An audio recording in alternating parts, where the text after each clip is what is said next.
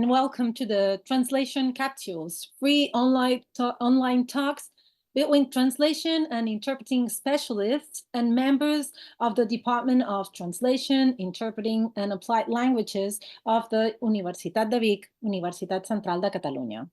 Today, it is a pleasure to count on the presence of David Cullen, one of the in-house experts in English translation at the Universitat Oberta de Catalunya, and Richard Samson, lecturer at the Universitat de Vic, Universitat Central de Catalunya. Before we start, I'd like to mention the organizations that have promoted this activity: IDISC, Tech for Word, PEN Català, Eumo Editorial, Institut Ramon Llull, the Spanish Association of Audiovisual Translation and Adaptation, the Spanish Association of Conference Interpreters, and the APAC, the Association of English Teachers of Catalonia. And of course, thank you all for joining us. If you want to follow us in Twitter or other social networks, remember that our hashtag is Conversatrat. If you have any questions, you can write them down in the chat, and we'll ask them to David Cullen and Richard Samson after the conversation. Richard, the floor is yours. Thank you, Katerina. Let's see. It's not just trying to make it jump to me. It's not focusing on me. Wait a second. It should be. It's still focusing on you, Katerina. So let's wait a second. I can see you, Richard. Yeah, you can see me. It's okay. It's okay. Yeah. Okay. It's just that I don't want it to record a blank space. Okay. Well, let's just assume that it's working fine. Okay. So thanks a lot for that introduction, Katerina. And I'm not going to make a big introduction of David because I want to use the time for all the interesting things. I've always had interesting conversations with David, so I'm sure that today won't be any different. David and I met. David is a Irish-British native, but lived a long time in Catalonia and has a family here in Catalonia, like me. So we're kind of parallel lives. Although he lives near he works in the metropolis, obviously, and I'm just country boy. And he works at the WOC, and he's one of their experts in their translation and language management team. And we collaborated over various years in an inter-university group where there are representatives of different Catalan universities, and we've made various publications, and we work on all sorts of different things, so we can follow that up, obviously, if you're interested. So today I'd like to just talk a bit about, I'm going to divide it into two parts, but who knows what might happen. I'm going to ask David a little bit about organizational stuff and where things were and where things are, how things are organized, and what changes you see. And then the second half, I'd like to focus a bit more on some kind of more linguistic issues of working into English in Catalonia in the context that we both share in different organizations. So, David, do you want to just talk about that first to start with? How do you see the way that the translation task into English and working as a translator or linguist or quality supervisor, how does that work in the WOC? How has it worked, and how will it work? Yeah, I mean, thinking about what I was going to say tonight, I was thinking in terms of past, present, and future. So I've been at the UOC for coming up to 17 years, and the change has been quite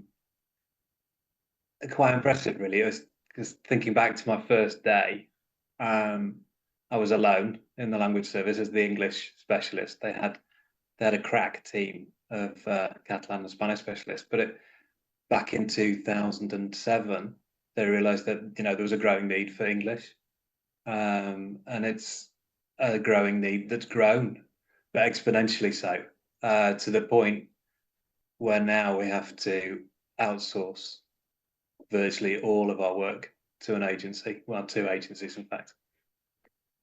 So yeah, when I first started, I didn't know you. or any of the other people working in positions like mine. So in the first few months, I actually went out and visited the other university language services. I went down to Tarragona, I went up to Girona, I went out to the Autonoma. Didn't visit you and Vic. I mustn't have known you at that point. And the idea was the way I described it was shadowing. I wanted to see how they were working and how they were doing things. And that was really eye-opening, because there are people like Michael Maudsley at the University of Barcelona, who's still there. And he describes how he started out working on paper with a red pen.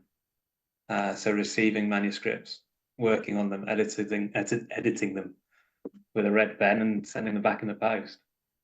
And obviously we've come on quite away from that in the past 20 years, to the point where I assume that most, if not all, language services at universities are using CAT tools and machine translation. And if we get the chance, I think we might start talking about generative AI and how it's going to affect the way things are heading in the short-term future. Yeah, Mireia Abad has raised a hand, but Mireia, this is not. If you could put your comments in the chat, that would be the best thing, because this is organized as a webinar. So basically, it's going to be me and David, unless we break the rules. But if it becomes impossible to do it without breaking the rules, we'll be happy to do that, of course. Yeah, so you talked about CAT tools, you mean computer-assisted translation tools, obviously, and generative AI, you're talking about artificial intelligence, just to remove any abbreviation barriers here. And so what CAT tools have you used and are you using now? And you say you're outsourcing, so are you still doing some in-house translation work? And how do you decide what goes out and what comes back? And I mean, there's all sorts of questions you're making me think about. I mean, if you send stuff out, do you supervise it when it comes back? And what resources do you I mean, if they're translating your stuff, do they have access to your term base and all that stuff? Is that all organized, or is it a bit chaotic? No, it's actually pretty organized. So yeah, if we get back in time, when I first started out, it was me in-house and a small pool of freelance translators, probably 4 or 5 at most. And between us, we were able to cope with everything.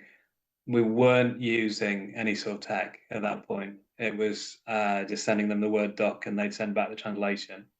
And it wasn't until the second English language specialist arrived, Tom. Maybe Tom could put in the chat when that was. And when he joined, that was the opportunity, that was the chance, that was the kick up the backside that made me incorporate tools into my workflow. And 2016, 17, thank you, Tom. And I think it was Tom who put it together, actually, was that we shared an Omega T project, basically, between the two of us. So anything the two of us were working on in-house was then feeding the memories, and we were able to work on a shared term base. But that wasn't shared externally. So we had two separate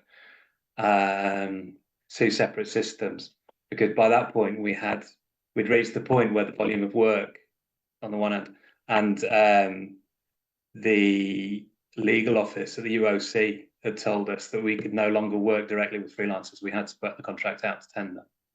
So that was back in 2015. And the way we did it then and originally was we just put one contract up for agencies to bid on. And that was in place then for 5 years. So that was essentially how it worked. The agency had their system, which I think was based on Deja Vu. We had ours, which was Omega T between Tom and myself. But then there came a big change when we went to renew the contract when it came to an end after 5 years. we decided to change the approach quite radically. So what we did second time around was, firstly, we realized there are two very different services that we were offering. One was day-to-day stuff. So there's press releases from the press office, or there's messages, urgent messages that needs to be sent out to students, or your typical day in, day out sort of information that a university needs. And then on the other side of the other service that we were offering was we were working directly with faculty members who are writing papers for scientific journals. And obviously the two types of translation are very, very different. So what we ended up doing was creating two lots in the process to put the contract out to tender, so that essentially it's two different contracts that ended up being won by two different agencies. And for the day-to-day stuff, we got to the point where the internal system we had to manage how people sent us requests for translations had just become outdated. It was based on an Access database with a web form. We had to manually move files on the internal network of the UOC. People couldn't send us stuff without access to the internal network, so they couldn't send us stuff from home without a VPN and things like that. So we got to the point where the internal system was just outdated. So we decided, well, if we're outsourcing the translations, let's outsource the platform that we're going to use for these translations. And the winner of the contract, the bid they made included use of a web-based platform called WordBee, which isn't massively well known. WRDBEE, yeah? Yes. Mm-hmm. Firm based in Luxembourg, famous for their translation technology. Mm-hmm. So WordBee is the system we have been using and are using currently. And it helps us. So that's your in-house, you're using WordBee, but also the contract, the people who won the contract are also using it as well. Exactly. So you're all on the same wavelength and you can push things about. Is that right? So yeah, it solves two problems. So it solves the problem we had of how people were sending us the orders. So anybody working at the UOC can sign into the platform, upload their documents and send us their order. It's a big step up from what we had before. And then on the back office side, the agency itself can handle orders, and so can we in-house. And what that means is we're all sharing the same terminology base. We're all sharing the same translation memories. And in fact, we're all sharing the same machine translation system, because that's another thing that the UOC had to outsource. We had for years, we'd maintained our own version of Apertium. Apertium is an open source automatic translator, works very well Catalan, Spanish, and says that it works in English as well, but not at the same level. And it's based in the Universidad de Alacant, no, I think. Is that right? Yeah, you're very knowledgeable. You're the expert here, not me. So yeah, for years we had our own in-house version of Apertium, which we maintained, because we've got a high volume of Catalan, Spanish translations, especially in terms of learning resources. The USC is a bit different. For every course, we produce our own, essentially small book-sized learning resource material, and because virtually all of our courses are taught in both Catalan and Spanish, there's a massive need for high volume in a short period of time, because everyone's preparing their courses at the same time before the semester starts.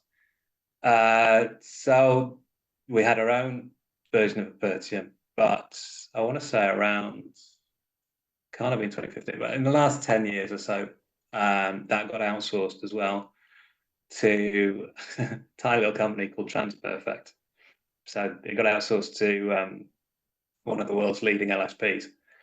And what they offer us with that contract is they maintain Apertium for us For Catalan Spanish, we're still sticking with Apertium for the moment. For Catalan Spanish, because it's rules-based. So essentially what you put in, you can pretty much anticipate what you're going to get out in terms of Spanish and Catalan. Yeah. So it's because Catalan and Spanish are so well, much more similar. So a more rules-based word substitution sort of technology can work quite well, where it doesn't work so well in languages that have different word order and more not so much common vocabulary. Am I right? Yeah, I mean it's exactly. It's rules-based, dictionary-based. So there's not a lot of flexibility. But for languages, I mean, they talk about distance, don't they? The languages that are far apart, close together. So something like, well, I think in theory we use it for all the official languages of Spain, except Basque, obviously. And it's, it's fine. It's great. It's not gonna ever get a lot better because do you post edit the output from Apertium? Oh yes. Well, I don't personally, but yeah, with the language service and the agency, because and the other thing we've got now with Wordbee and sharing translation memories is we also so the translation memory takes precedence over the machine translation. So if you have got the same segment again, you're going to get the post-edited version from the memories before you get the whatever the output from Apertium. Yeah. By opening up so many systems, right, and having this better architecture, you're stimulating demand as if that was not. I mean, it probably wasn't necessary.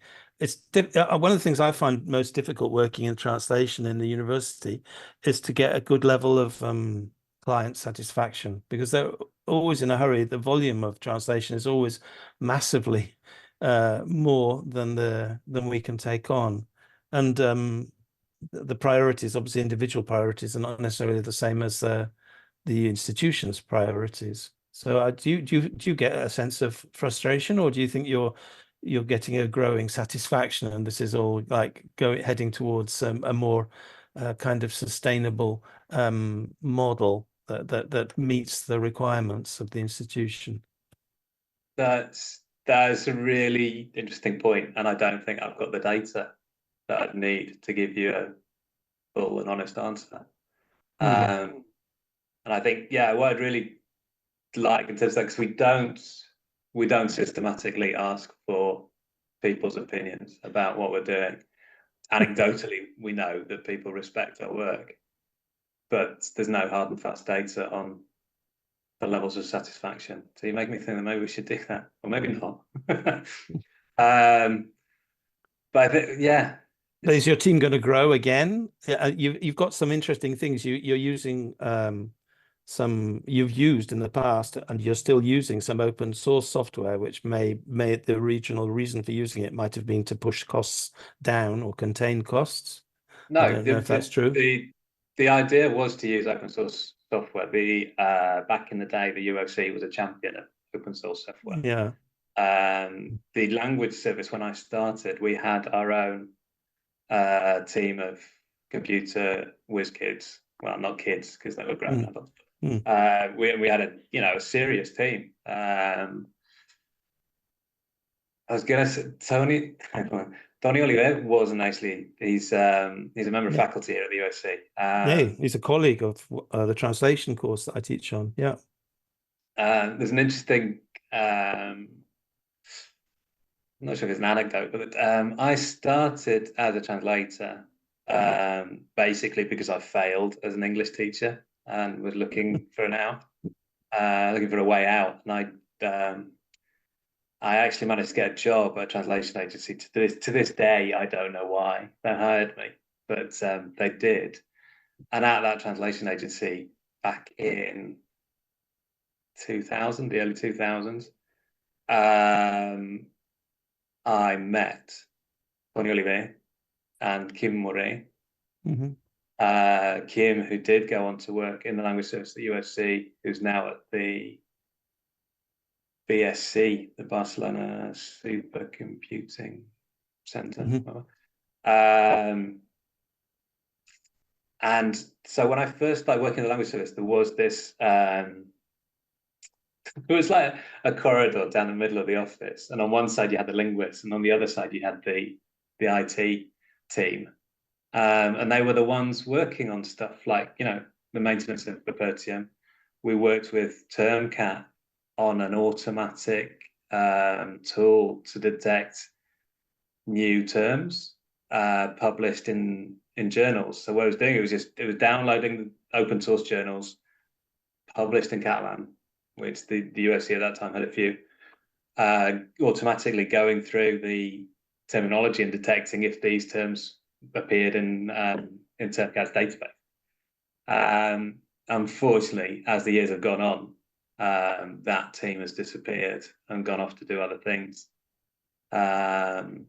which is a shame. I mean, they're fantastic people. I worked with Maria Ferrus, who's now working on, I think I'm working on Aina, the Catalan, it's like AI and speech technology, isn't it? It's like the stuff they want to get working on Amazon's Alexa, things like that. Time's going on, so let me just push you on because I want to ask about some specific things as well, more linguistically related. So what do you talked about, you mentioned, and we've talked about it in some of our meetings, the enormous what do they call it? They call it disruptive technologies. Yeah, so AI has become a disruptive technology and seems to be a game changer. How is it going to change your game, do you think? Right. Yeah, super interesting question. I don't know if you've had a chance to read the Stephen Levy article in Wired. No. I shared it. I think I shared it with the group, and I'll send you the link. We'll add it to the description in the video if we don't get it out now. Okay. There's an article by Stephen Levy in Wired which describes the work done at Google initially to create what became the first transformer, so the T in GPT.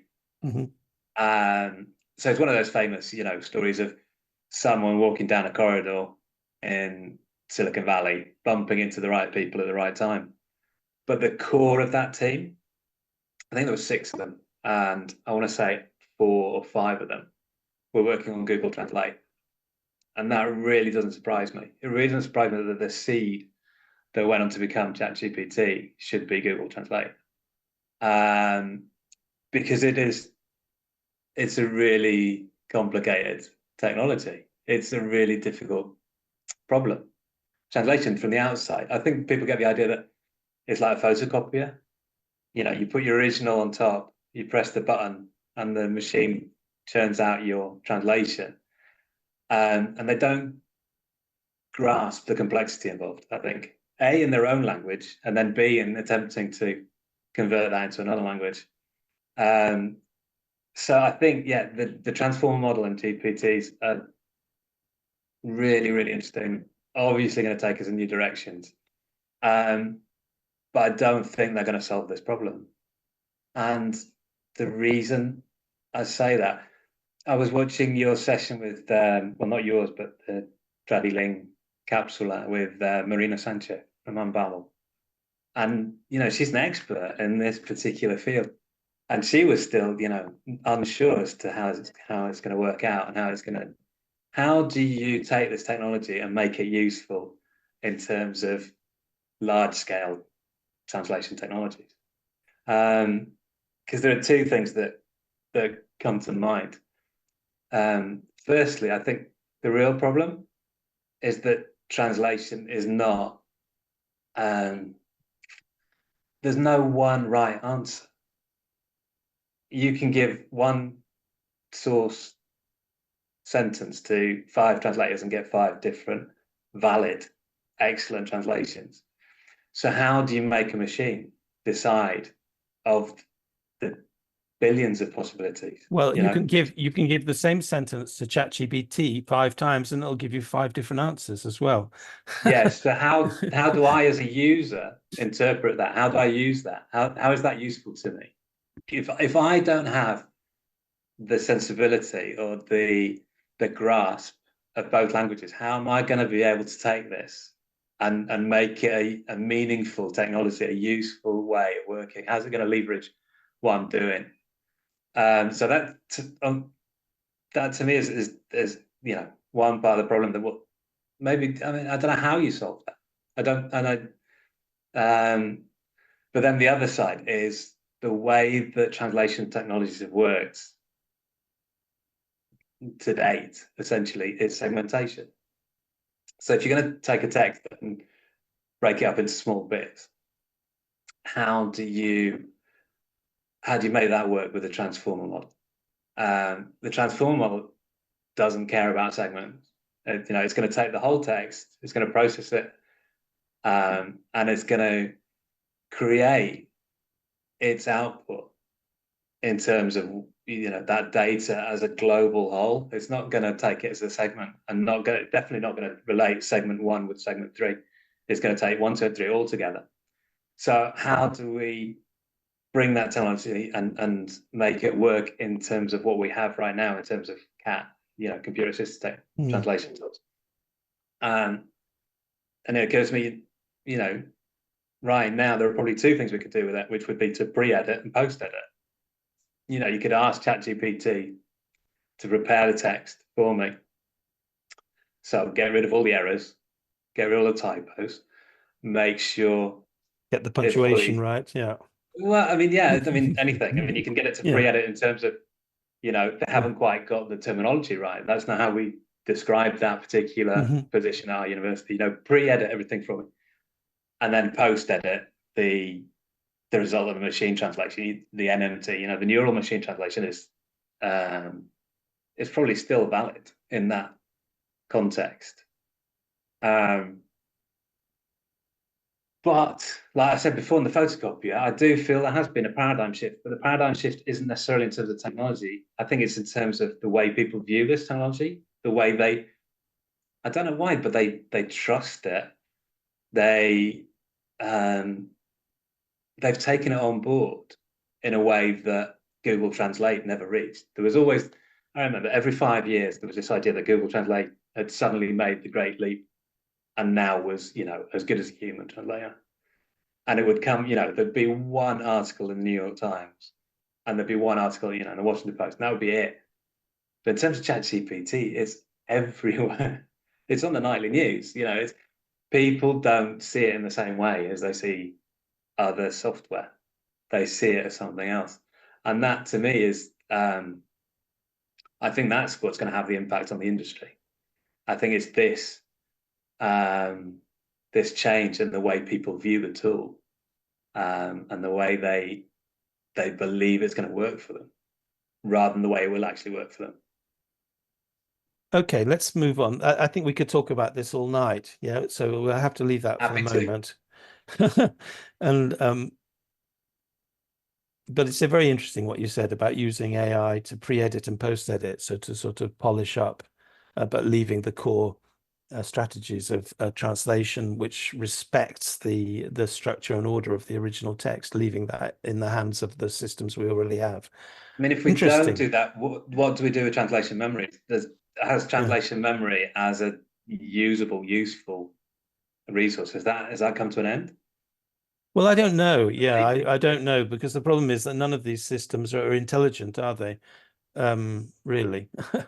They say then they're not intelligent. They process. They have algorithms and they process, but they don't have a deep understanding. They mimic deep understanding in the same way a mad person in the corner who'd read a book and was able to recite parts of it would seem like they were intelligent, but they're not really. So yeah, so it's mimicking intelligence, but it's certainly very powerful processes involved. But if it mimics it well enough, yeah, what is there to distinguish it from actual intelligence? You know, if the statistical models are good enough, then that's it, game over. Oh yes. Well, I'm going to give you some things that AI is not very good at now and to talk about. So when I work quite a lot with people asking me for things that need to appear on the web. I don't know if you get that as well. So either an administrative translation, so like names of subjects, or blurb about courses, and also kind of press release kinds of stuff like that. And so I'm just going to give you some problems, and I want you to talk about them a bit as well. So, and some of these are specific, like English Catalan problems. So one of the problems I have, which is a constant problem, I know, for translators who work in all kinds of automated or systems that have a process, is working with decontextualized language. So you just get little bits. And then it's very difficult to know what to use. And sometimes, for example, they'll give me the whole text in Catalan again, and they just translate the first line. But of course, I need to see the old translation of the whole text. Otherwise, I'll translate this first line, and maybe I'll say registration this time when it said enrollment in the old text. And that kind of problem is constant. Do you have that kind of problem as well? I personally don't. I make sure Tom gets all those problems. So yes, as a language service, we get that all the time. So the way we deal with it is, well, first you push back, and you essentially, you ask for the context. If that's not forthcoming, I think one of the best solutions we've had is to have everything on the platform and everything in the memories. So we actually have, we were getting so many of these requests, people sending us 2 or 3 lines. We actually set up a separate system. We've got a Google form that we have for people who who need these urgent, short texts. But by taking these and putting them in the translation tool, at least we can often get stuff that we've seen in the past. So you'll see you see a segment before or a segment after, and get you some context from there. But yeah, essentially one of the biggest problems we have is client education. I mean, how do you get across, so the photocopier model I've talked about too much already. How do you get across the idea to someone who has no idea and has no need to know what's involved, what I need? We've actually worked on quite an interesting project. So there's with Tom and with Alba here at the University Language Service, we were having problems with transcriptions. So people were sending us transcriptions because one of the growing needs we have here at the USC is subtitling videos. And obviously they'd like to do it in 2 or 3 languages. So what we're finding is that people were struggling to give us a text that we could work on properly. So what we've done is proactively, we've put together best practices for what to do in those cases. And now the idea is to reach out to the people at the university who are handling transcriptions so that they know, what do I need to bear in mind? How do I need to format the file? So, and not just in Catalan, what differences are there involved in the Spanish or the English? So I think we're lucky. I had this written down to talk about. I think you and I are very, very privileged to work a language service at a Catalan university, because I can't think of very many other environments where we are given this chance to work with other people, and not just in terms of profit and loss and fast turnaround. And we can go out and we can say, look, to ensure the highest levels of quality, if you produce an original text in this way, this helps me and helps the service provide you with a better service. And I can't think of many contexts where I can't think of big businesses or even small businesses where this level of interest in the language, in a quality language, and not just a fast and cheap service. In fact, I think it's almost unique. I was trying to think, where else in the world are people so aware of what language is and how important it is and its value than here in Catalonia? And where else in the world than a language service at university would we be given the chance to value ourselves, to value what we do in our work? I find though that I think you've gone further along. I think, you know, training people who are the who are your clients to, so that they serve, so that they ask you, so they give you good, yeah, not garbage in, garbage out. So they give you something that you can work with. It's obviously very productive, and I think you've gone further with that than we have in BIC. So congratulations to you. But there are some. I got some other problems for. I just want just to mention some other things. Like one of the things I find we have is a problem of authority with academic texts. So like, because in the university, the people who write about their own subjects, it's difficult to get them to change what they've written because nobody dares, particularly service staff. There's a kind of hierarchy, and the service staff, like if you're working in the translation unit, you're probably in the service staff side, and you get this kind of these tablets that come down from the mountain, like Moses saying, you know, the computing for engineers 1, this is the subject, this is how we describe it. And then you say, well, yeah, it could be better. And that kind of, you say you push back on it, but it's quite difficult to push back because it seems like they don't want you to push back. They just want you to translate it. That's the way they see it. So that we have a problem with that to some extent. And some people, as you said, the photocopying thing, some people say, no, we're not here to argue, just translate it. So, you know, what I've given you. So it's easy, yeah. And I say, well, because what I see is that the pragmatics of English and Catalan are quite different. And I give you some examples of this. Catalan and Spanish too, but Catalan we're talking about here, tend to over-specify from an English point of view. So, for example, in English, we'd often leave things out. We certainly don't need to state everything, and we certainly don't need to repeat things that we've already said. So to give you some examples of that, for example, la unidad de recursos humanos. We've spoken about this in some of our meetings. We translate this as human resources. Human resources unit seems verbose and clumsy in English. Often that's the case. People want to state very precisely something in Catalan, but it's like better left more ambiguous in English. Or sometimes in Catalan, for example, they emphasize things. So they say, we're in Catalan, they'll say we're open all day in the morning and in the afternoon. Well, that just looks, if you say that in English, it just looks ridiculous because it sounds the English person, sorry, the person, and this is not really British English. This comes from the plain speech movement in America, really. They say what you mean, say it once, and then go on to the next thing. So if you say we're open all day in the mornings and in the afternoons, you're sort of expecting there to be something added by saying in the mornings and in the afternoons, and there isn't anything added. It's just saying the same thing again. So the pragmatics of the language are slightly different, and I have a problem with that sometimes. Don't know. Yeah, I've got a really simple solution. So yeah. I've got this thought technology I'm going to introduce to you. You may have heard of it. It's called what? the zero translation. So that's my favorite translation. Yeah, so just don't translate it, just leave it out. Yeah, exactly. I agree with you. And then there's a problem. Well, I talk.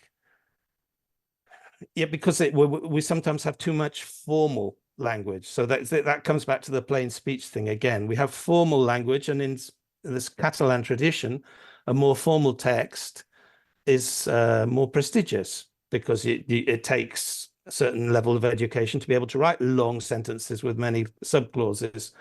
But in English, in most online environments, long sentences are certainly not a good idea. And we'd say, you know, there's a kind of rejection of what we might call gobbledygook or officialese in English, but so that you're getting a kind of mismatch between the Catalan original and the English translation.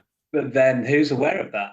You know, who's reading both texts apart from us? You know, exactly. And I get the feeling that often the only people reading certain texts are us, and certainly reading the whole of a text are us. So yeah, I don't think it's necessarily a problem. It's an opportunity. And I think the UOC has always been one step ahead, maybe, of the other universities. Because I mean, we've always used contractions, which I think surprised I remember, when the agencies first talking to the agencies and saying, what sort of English we use, we've got a style guide that we put together for them on our lovely website. I should give a shout out to our lovely website, UOC Language and Style, which is full of interesting things about language and style. So I think, and I'm talking in terms of the English, so that we've been almost excessively informal.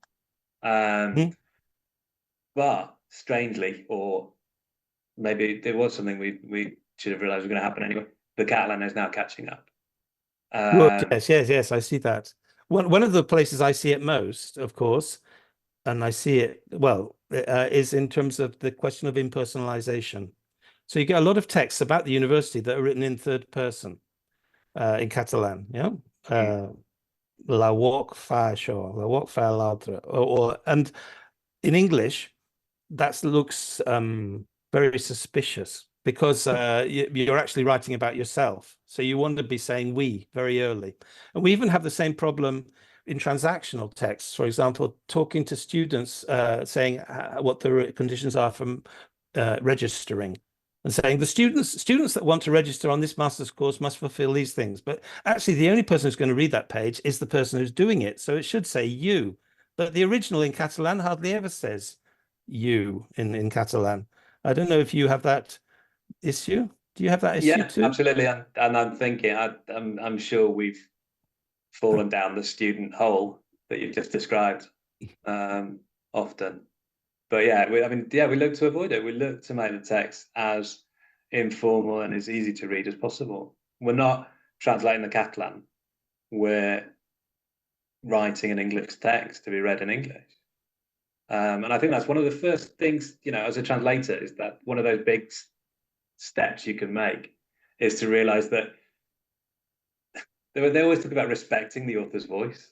And it's just like, no, unless that author was Quixote, then no. I don't care really about the author's voice. What I want is the message to get to the person who needs to get that message, and to get there as clearly and quickly and amenably as possible. So to show you I was preparing for this properly, I looked at the webpage recently, and I picked up a couple of things I'm going to throw at you. Okay, on the home page. Can I get Tom on the call? No, you can take revenge in social media on me by finding things on the University of Vic website. On the homepage in English, it says course offering. It does. Yeah. Yeah. So course offering to me seems very clunky. And so then if I want to look at course offering to check what it is, I'd start looking in Google at British university sites to see if that exists anywhere. But I think it's a literal translation of oferta formativa, or semi-literal translation. And I would just expect to see courses here, not course offering. What do you think about that? It's based on, often we'll turn to US universities as our first port of call for two reasons, really. Because I tend to find the UK, possibly more now than before, but there wasn't a standard answer. You went to a UK university and you'd find a solution that you wouldn't find anywhere else.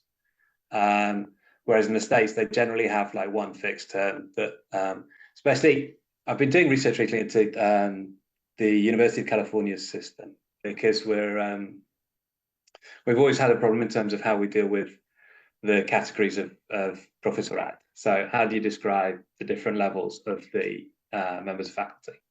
And the University of California system is just so clear, so concise, used throughout the state. And obviously that has a knock-on effect. The very similar systems are used throughout the state. So I think, maybe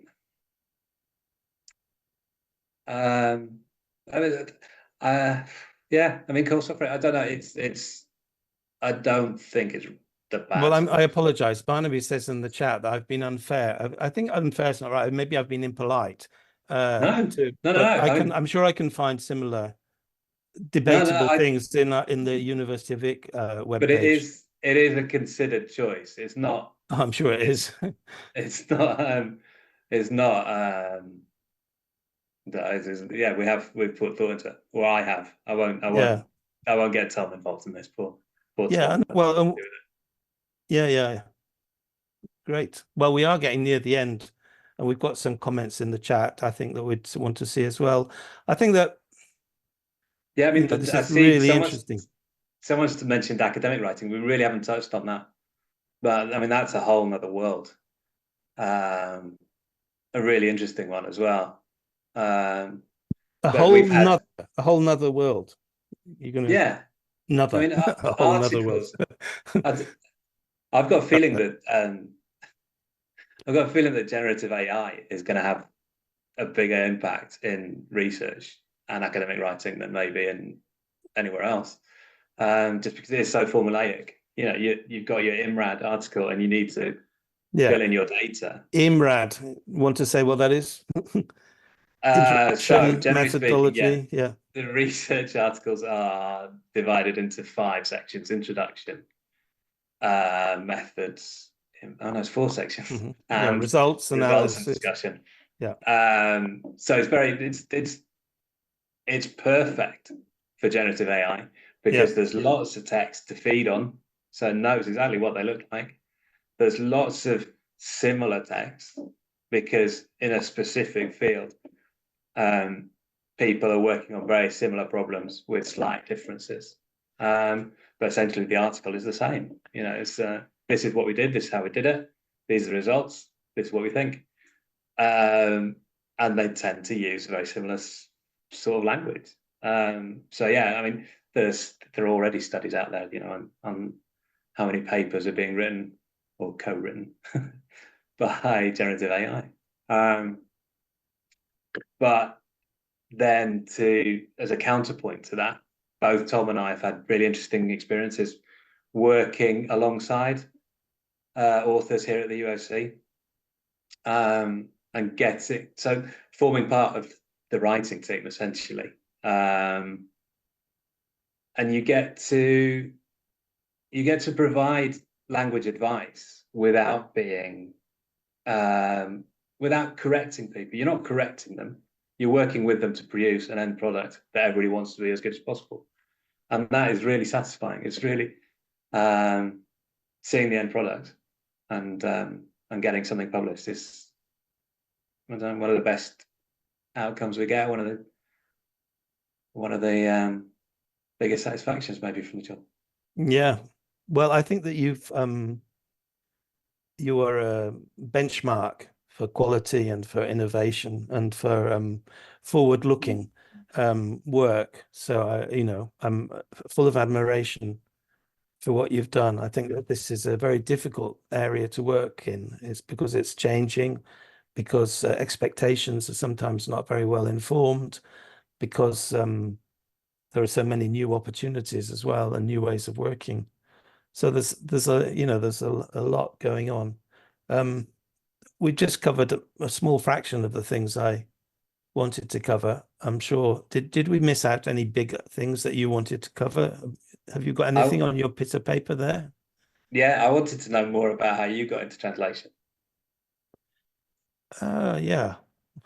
Well, maybe we'll talk about that another day because I'm not the interviewee here. You're the. This is like. Can we do a part 2 where I get my revenge? Well, we might do. We'll see. But I'm sure it was accidental. My life has been very accidental. Yeah, so I'm sure it was as much accidental as yours was. Yeah, definitely. As your experience. Yeah, so I think there's a lot more that we can talk about, but we'll have to do it another day. I think that we need to look at the things in the chat just to comment on before we close. Catalina, do you want to help us with this? Or yes, there is a question, a good one. Does artificial intelligence mimic human quirkiness? Seems like it. What do you think? It depends on the input. So it's all down to user error, because that question's from Barnaby, isn't it? What do you mean? What do you mean, David? Well, you talked about garbage in, garbage out. Yeah. So presumably Barnaby is struggling to prompt the AI correctly, and that's why he's not getting the response he wants. Well, one of the things I find about the AI, though, of course, which you know as well, is it never says, well, it does actually, it does, when you mention something that it doesn't want to talk about, like, for example, terrorism or making bombs or abortion or the death penalty, it might just say, I can't work with you on that because it's got a kind of blacklist. But on other occasions, if you just want to talk about cooking or whatever it is, it never says, I don't know. And it just invents rubbish. And I've had, I mean, and people say, oh, well, surely that's a thing that's going to go away in time. And it doesn't. It still carries on. I mean, of course, people talked about the bibliographies and the references before, which is of particular interest in academic life. But the question is about facts. If you ask it for facts and it doesn't know it, it'll just invent it. And then you say that's wrong. And it'll just say, oh, I'm sorry. And it'll give you another lie. And it just goes on lying. It's not designed to not know. That's the whole point. That's the problem. You can't make a machine to know everything and then say, oh, well, maybe don't know everything. Yeah. Because it's just bridging gaps. No, the idea of the leap in terms of transformer models is it is capable of bridging gaps, but that gap remains. So what it's doing is, I don't know, but I've got to work something out. So I'm going to give the user something, even if it is nonsense, or I'm hallucinating, or, I have to invent a fake reference for my bibliography because I've got to give the user what he wants. So it's a very human-like characteristic, because it compensates, it papers over the cracks, and it compensates for ignorance by just. It wants to please. Yeah. Yeah. Good job. More questions, Katerina. I think there are no questions, but lots of here. I've noticed one from Maite, which I think is really interesting. Actually, the question: Do we consider it should be? Is it necessary to create an English version of the RAE, so the Real Academia Española? Could that work for English, or should we even consider it? And my answer would be no. I think one of the beautiful things about English is we don't attempt to rein it in. And the way the Oxford English Dictionary works in, descriptive sense of people finding examples of new use of English, in a way, I find it beautiful. I think it's really, to me, there's also this impossibility of chaining down a language. You can't stop language change. So why try, in a way? I understand the attempts, especially in terms of a language like Catalan that needs a certain form of protection. And, how do we stop other languages, seeping into Catalan and, watering it down, or however you want to describe it. But obviously English isn't in that position. And I just think, an academy of English is unnecessary, unworkable, and wouldn't be particularly useful to anyone. So, do you agree? No, definitely a thumbs down from David. Well, I know that English dictionaries and grammars tend to be much more descriptive rather than prescriptive than Catalan. But the endeavor is still the same. They still, the endeavor is still the same in the sense they say, we want to speak, we'll tell you how English sentences have correct grammatical construction. Yeah. And then you look at lots of spoken dialects which don't have written grammars, and they're low prestige because they don't have written grammars. Yeah, they're trying to codify something that doesn't want to be codified. Yeah. It's constantly evolving, constantly changing. Yeah. Which makes codification impossible. So why attempt? Why bother?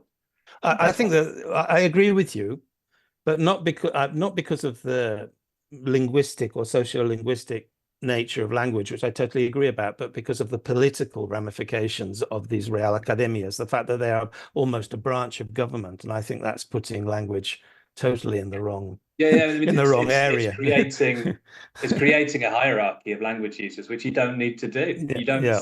My English doesn't need to be better than yours. But on some levels, obviously, it is. But okay, we've got lots of Katerina, go on.